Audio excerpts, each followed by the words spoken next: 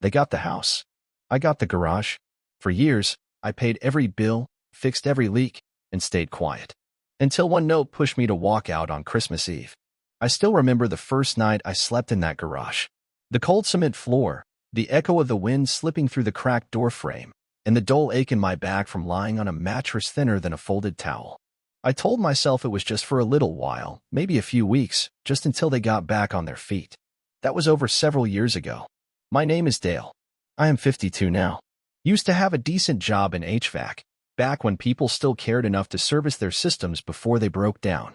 Life was never glamorous, but it was manageable. I had a house once. I even had a favorite chair by the window where I would drink coffee and watch the neighborhood kids ride by on bikes. But all of that disappeared the day my sister called me crying. Dale, please. We have nowhere else to go. The landlord just showed up and said we had 3 days. It was her 2 kids, and her useless husband, Rick. I did not even ask questions. I just cleared out the back room of my place and told them to come over. Figured it would be a tight squeeze, but we would make it work. Then the next month, I got laid off. Budget cuts. The same story every other guy in a flannel shirt had heard that year. Suddenly, one paycheck turned into none. Then came the missed mortgage payments. The foreclosure letter. The bank's polite reminder that this was strictly business. When we got evicted, I thought they would go stay with Rick's folks or figure something out on their end. Instead, they looked at me. You still have the garage, right? I laughed at first. I genuinely thought it was a joke. But they were dead serious. And somehow, I ended up handing over the lease on a small rental house, barely affordable with what I scraped together from odd jobs, and I moved into the detached garage in the back. No, it's fine, I told them. It's just temporary. I said that like a man who believed it. Back then, I kept trying to justify it. I told myself they needed stability, that the kids should not have to bounce from place to place. I told myself I was strong enough to handle it, that maybe this was the kind of thing family was supposed to do. But even in those first few weeks, I could feel something wrong settling in, like a quiet fog that crept in through the seams. They never said thank you. Not once. They just moved in like it was owed to them. Rick took over the living room with his gaming setup. My sister complained about the Wi-Fi. The kids left lights on in every room like electricity was free. And me? I spent my nights curled under 2 blankets in that freezing garage, staring up at rafters covered in spider webs, listening to their laughter through the drywall like I was a stranger in my own life. I kept the place afloat. I paid the rent, handled the bills, fixed the damn leak in the kitchen they never even mentioned. And every time something broke, they called out for Uncle Dale, like I was some unpaid handyman they barely tolerated. The worst part? I still believed I was doing the right thing. Until one winter night, when the space heater gave out, and the temperature dropped so low I can see my breath while lying on that sagging mattress, I realized something chilling. No one was coming to check on me. No one ever had. And that was the first time I thought, what if I just stopped? The worst kind of tired is not the kind that sleep can fix. That is what I came to understand as that first winter in the garage dragged on. I was not just cold, I was worn out. Worn from the silence, from being the invisible force keeping everything going while nobody even thought to ask if I was okay. Most mornings, I slipped in early just to grab a coffee, quiet, unnoticed. But the moment they heard me, the peace vanished. But the second they heard me, that peace was gone. Rick would grunt from the couch like I was interrupting his kingdom. My sister would shuffle in and start rambling about the bills, the kids, the stress. She never asked how I was doing. Never once. Then came the school drop-offs, the grocery runs, the endless cycle of fixing things they kept breaking. Light bulbs. Leaky faucets. That busted screen door no one else even noticed. And every month, it was me sending in the rent. Me, the guy freezing in a garage while they stretched out on couches I paid for. You might be thinking, why not just stop? Why not move out, cut them off? Because when you have spent your whole life being the responsible one, it is not that simple. It is like your brain gets rewired. You start believing that if you let go, everything else will fall apart, and it will be your fault. That kind of thinking keeps you stuck. It kept me stuck. I told myself the garage was a badge of honor, a small price to pay to keep the roof over their heads. But deep down, I knew better. I knew what it really was, a slow erosion of my time, my pride, my sense of worth. And worst of all, they expected it. Like when the electric bill doubled one month. I came home from a job that paid me under the table, soaked from the rain, and found every light in the house on. TV blaring. Oven still warm. No one even blinked when I asked what happened. My sister just looked at me like I was being dramatic. "You're always so tense, Dale." That was her favorite line. And I swear to you, that night I sat in the garage with my coat still on, fingers numb, and I whispered to no one, "I do not think I can keep doing this." But I did. Because part of me still thought it would get better. Part of me believed that one day, someone in that house would look me in the eye and say, "We see you. Thank you." That day never came. Instead, what came next was something I never saw coming. It happened on my birthday, and it changed everything. My birthday landed on a Tuesday that year. January, dead of winter. I did not expect a cake or balloons. I had not had a real birthday in years. But part of me still held out for something. A gesture. A card from the kids. Maybe even a half-hearted happy birthday mumbled over burnt toast. Instead, I got a frozen faucet in the garage and a space heater that blew its fuse halfway through the night. When I woke up, my fingers were so stiff I had to warm them under my armpits just to get my boots on. My breath came out in clouds. I could see ice forming along the inside edge of the garage window. I went inside like I always did, early before anyone was up. Needed to use the bathroom, brush my teeth, steal a few minutes of warmth. I opened the fridge to grab some milk and saw it was nearly empty. Again, nothing but kids' snacks and a sticky bottle of ketchup. My sister stumbled in, hair wild, wearing Rick's hoodie. She barely looked at me before grabbing a coffee pod and jamming it into the machine. "You need anything?" I asked, trying to keep it casual. She just grunted. "Nah, we're good." No mention of the date. No smile. Nothing. I waited for the kids to wake up. Maybe they would remember. But all I got was one of them yelling from the hallway asking if the Wi-Fi was down. By noon, it hit me. They had forgotten. Or worse, they just did not care. I spent the rest of the day fixing a clogged sink and picking up a grocery order they never paid me back for. Rick stayed on the couch, glued to his controller. I asked him if he could take the trash out. He looked right at me and said, "That is not really my job, man." My job. I went back to the garage after dark, pulled on 2 pairs of socks and sat on the edge of my mattress, listening to them laugh from the living room. The sound drifted through the walls like smoke from a fire I was never invited to sit around. That was when it hit me, like a punch to the gut, but slower. This was not temporary. This was my life now. And I was not even part of the household. I was the infrastructure. I was the Wi-Fi, the heating, the roof, the guy who took the rent check down to the office because no one else could be bothered. I was the scaffolding they leaned on, invisible and silent, and expected to hold the whole thing up. And when I finally let myself admit that out loud, just whispered it into the dark, my breath curling in front of me like smoke, I felt something in me crack. Something small, but permanent. And the very next morning, I found the thing that would shatter everything. A handwritten note, left on the kitchen counter. Not for me, but about me. It was just a scrap of paper, torn from a grocery list pad. I only saw it because I had gone in to reset the breaker again. The heater in the kids' room had tripped it overnight. No one mentioned it, of course. They just bundled under more blankets and waited for Uncle Dale to do what he always did. I reached for the panel by the kitchen, and there it was, sitting by the coffee maker. My sister's handwriting. Loopy, rushed. The kind she used when she thought no one else would read it. At first, I thought it was a to-do list. But then I saw the words. "We need to talk to Dale about covering next month too. Rick still hasn't found anything, and I'm not working enough hours. He'll be fine in the garage. He's used to it. Used to it.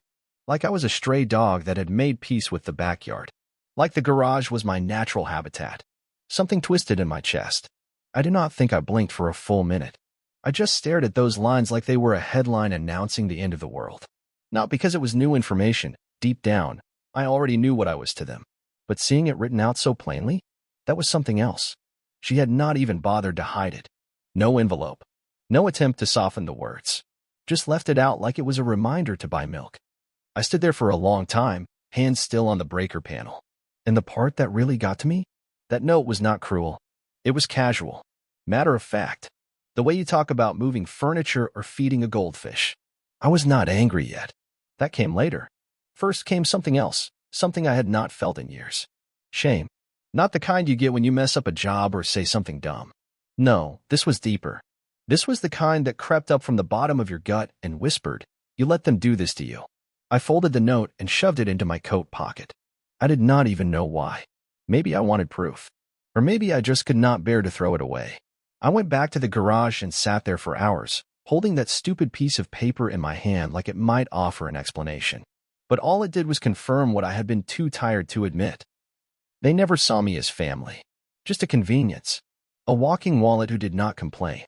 But that was about to change. Because later that night, when the cold crept in again and the wind rattled the frame, I made a decision. I was going to confront them. And I already knew when. Christmas Eve. Christmas Eve came fast that year. No snow, but the cold was biting.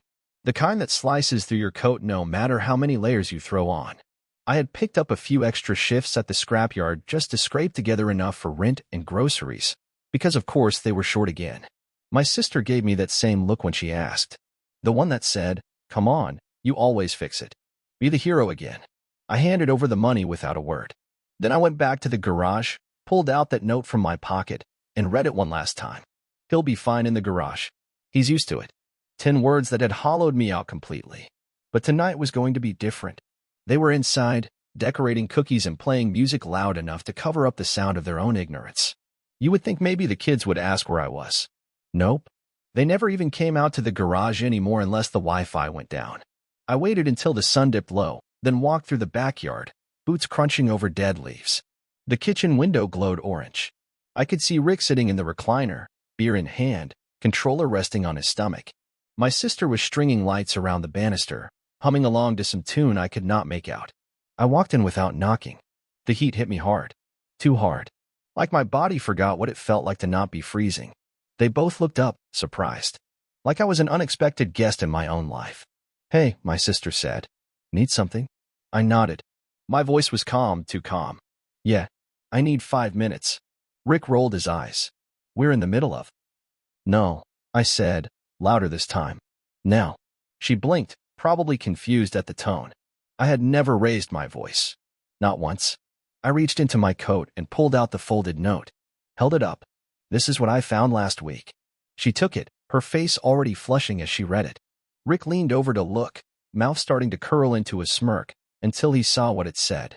My sister opened her mouth, but I cut her off. "You said I'd be fine in the garage. Like I was a tool. Like I didn't matter." Silence. I let it hang there. "You've lived in this house for 2 years now. I've paid rent, power, water, groceries. Fixed everything from the leaking roof to the heater your kids left running for 6 days straight." Rick muttered, "Come on, man. It's not like that, eh?" "Do not speak," I snapped. "Not one word."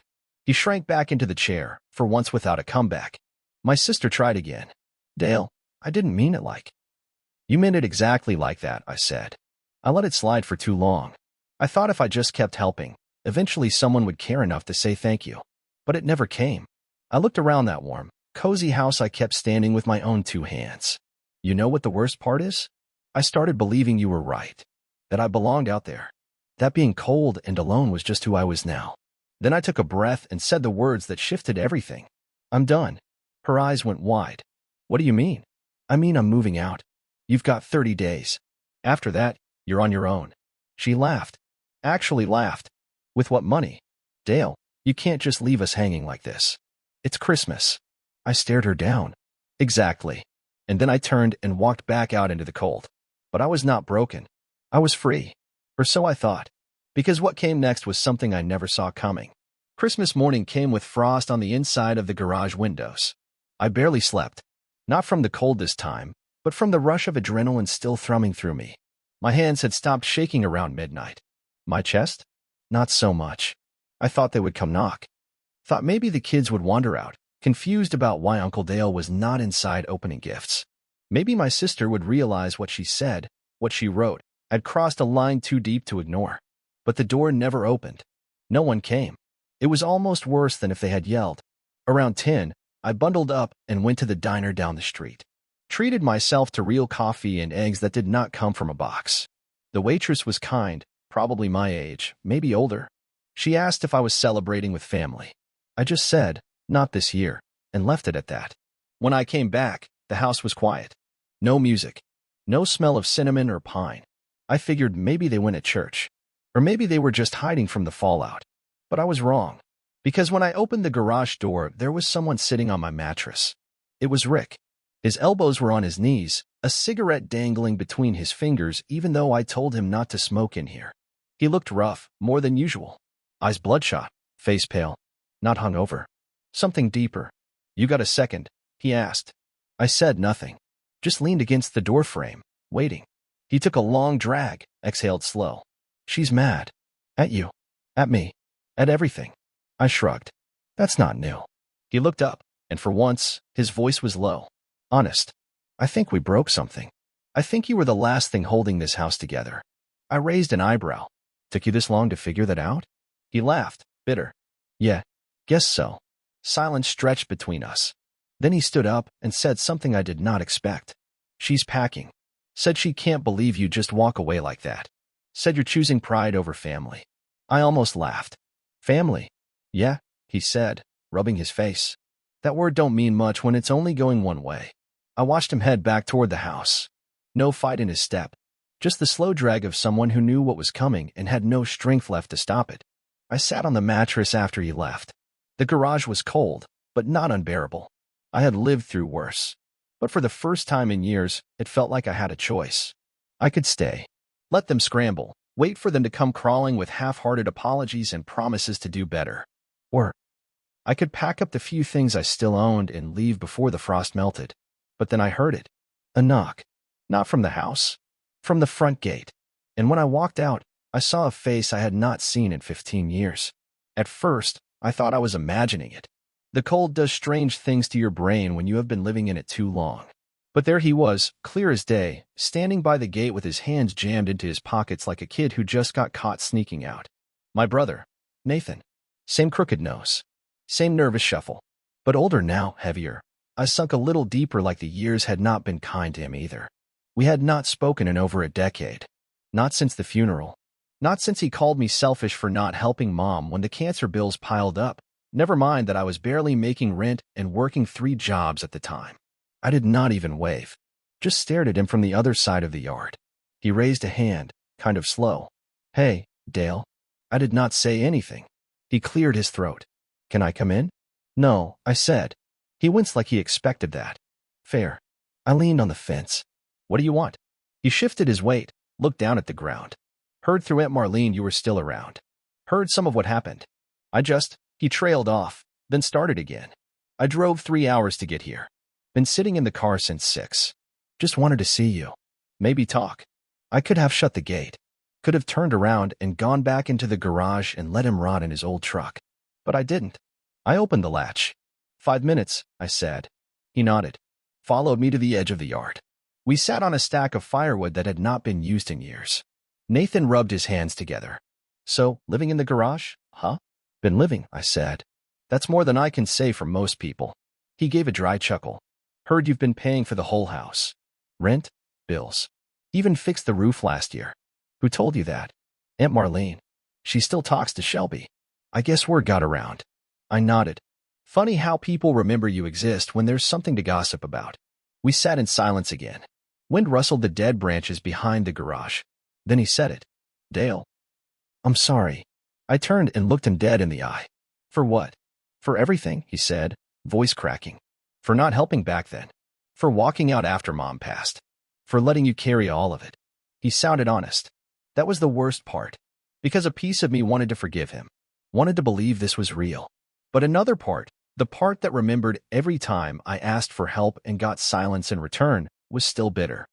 I'm not the guy who needs an apology, I said. I'm the guy who got used up and thrown in the garage. He looked down. I know. But I had to try. He stood up then, like he knew there was nothing else to say. I'm headed back. Just, if you ever want to talk, or come stay with us, I got a spare room now. I watched him walk away, his boots crunching through frost, until the truck started and the taillights disappeared. Back in the garage, I sat on the mattress for a long time. I was still alone, still tired, but something had changed. Not because of Nathan, but because I realized for the first time. I did not have to keep choosing people who never chose me back. The house was quiet that night. Not just regular quiet, hollow quiet. Like everyone inside had finally run out of excuses and noise. I lay on the mattress, staring up at the beams above, the same ones I had memorized crack for crack. That garage had been my cell for several years. I had crawled into it with good intentions and stayed there like a man in a cell-made coffin. But now? Now the air felt different. I had told them I was leaving. They thought I was bluffing. The next morning, I made good on it. I started packing. 2 bags. That was it. A few clothes, the old rusted tool set my father gave me before he left, and that note, still folded, still heavy in my pocket like a scar that refused to fade. My sister watched from the back steps as I hauled my stuff toward the truck I borrowed from a guy at work. She did not say a word at first, just lit a cigarette and stared like she was watching a stray dog run off with its tail between its legs. Then she called out, "You really gonna leave us like this, Dale?" I dropped the bag in the bed of the truck and turned slowly. "You left me first," I said. "You're being dramatic. We needed you. The kids needed you." "No," I said. "You needed a doormat. A man who paid the bills and kept quiet." "That's not the same." Rick showed up at the door then, rubbing his neck, trying to look remorseful. "You're overreacting, man. You left me in a garage during 3 winters," I said. "That's not overreacting. That's waking up." I started to climb in, but she took a step closer. "What are we supposed to do now?" And that right there? That was the final nail. Because even now, when it was all crumbling, she was not asking what she could do, or how to fix it, or even apologizing. She was asking what I could still give. I climbed in, started the truck. As I pulled away, I saw the kids watching from the window. No tears, just blank faces. Maybe one day they would understand. Maybe not. But this was not about them anymore. This was about me. And for the first time in years, I was driving towards something instead of away. But 2 weeks later, just when I thought the door was finally closed for good, I got a text. 1 word. Help? That text sat on my phone like a loaded question. Help? No punctuation. No explanation. Just that single word from my sister, 2 weeks after I walked away and finally breathed clean air for the first time in years. I stared at it for a long time. Long enough that the screen dimmed, then went black. I tapped it back on, reread the word, over and over. I knew what it meant without needing details. Maybe Rick lost another job. Maybe rent was overdue. Maybe the pipes froze again. It did not matter. What mattered was the pattern. They only reached out when things broke. And I had always been the wrench they grabbed. I turned the phone over in my hand and thought about the first winter in the garage, how I had begged for a space heater while they sat warm inside watching sitcoms. I thought about every grocery receipt I never got paid back for, every insult brushed off as just being tired, and every "he'll be fine out there" whispered behind my back. Most of all, I thought about the kid version of me. The one who used to believe being good meant being useful. The one who thought love came with conditions: pay this, fix that, stay quiet, stay small. I looked around the small apartment I had just moved into. Nothing fancy. Second-hand furniture, a mattress on the floor again, but my floor this time. My name on the lease. My coffee in the cabinet. My silence in the morning. My peace. The phone buzzed again. Another message. "Dale, it's bad. Please, just for a little while. Just until we get back on our feet." That old guilt rose in my throat like bile. I could hear her voice saying it. The desperation. The assumption. Because they still thought I was that guy. Still thought I would step in. Still thought I could not say no. I set the phone on the table, stood up, and walked to the window. Snow was starting to fall, soft and steady. The world looked quiet out there. Honest. Like a blank page. When I came back to the table, the screen had gone dark again. I picked it up. Typed 2 letters. No. Then I turned the phone off. Not silence from giving in. Silence from finally choosing me. It has been 3 months since I sent that text. No follow-up. No apology. No knock on the door begging to talk. Just silence. The kind that used to terrify me, but now feels like peace. The first few days after I said no, I kept waiting for the guilt to hit hard. That gut punch regret I was so familiar with. But it never came. What came instead was stillness. The kind of stillness that wraps around you like a warm coat when you have been cold for too long. I started waking up without flinching. No banging pipes. No footsteps stomping above my head. Just the sound of my own breathing, steady and unbothered. I picked up more hours at work, saved enough to buy a second-hand car that actually runs. Fixed it up myself. A part of me still finds comfort in tools, in solving problems, just not other people's anymore. One afternoon, I drove past the old house. Just once. Curiosity, I guess. The porch light was off. The blinds were crooked. A notice was taped to the window. I did not stop. Whatever was going on, and there was no longer mine to carry. Some nights, I still lie on my mattress and stare at the ceiling, like I used to in the garage. But now, it is not because I am waiting for someone to remember I exist. Now, it is because I am dreaming, making plans, real ones. I signed up for a course at the community college. HVAC certifications. Figured it is about time I turned all those years of work into something official. The instructor's name is Clark. Real patient guy. Shakes my hand like he means it. We sit in the back of the class sometimes after hours, talking shop. I told him a little about my past. Not everything. Just enough for him to nod and say, "You've got more grit than most." I do not need praise anymore. But I would be lying if I said those words did not land. I do not think I will ever go back. Not to that garage. Not to that house. Not to being the family's fix-it man with no name, no bed, no thanks. They will call again, someday. I know they will. Crisis has a way of circling back. But next time, there will be no answer. Not because I am bitter, because I am free. And for once, they can figure it out without me.